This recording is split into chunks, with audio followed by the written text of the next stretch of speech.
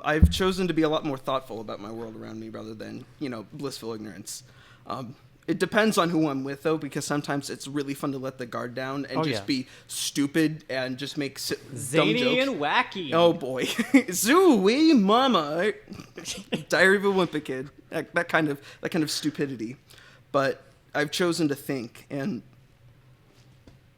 being real here, when I had been very interested in this one girl for many months, and it was one of those weird kind of high school things, and like a Christian high school things. We're not allowed to date, but we're allowed to be around each other and be with their parents, and there was no alone time, and so it was a really weird situation, and their parents were incredibly manipulative and controlling, and I won't go into the details, but I got my heart broken, and I went on a journey to figure out really what's going on, who I am, and primarily identity, and kind of realizing that people are wired to invest themselves in something, whether it be business and, or politics, spirituality, or, a franchise or whatever it may be. People are wired to kind of idolize and place their identity in something.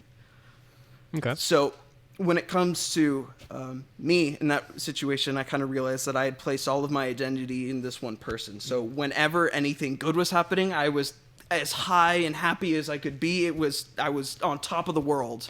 And when any little bump happened, I was in the gutter. I was terrible. And you were attached. I was that's where I placed who I was. Yeah. And so I would invest everything in there, and it was so unbelievably unhealthy.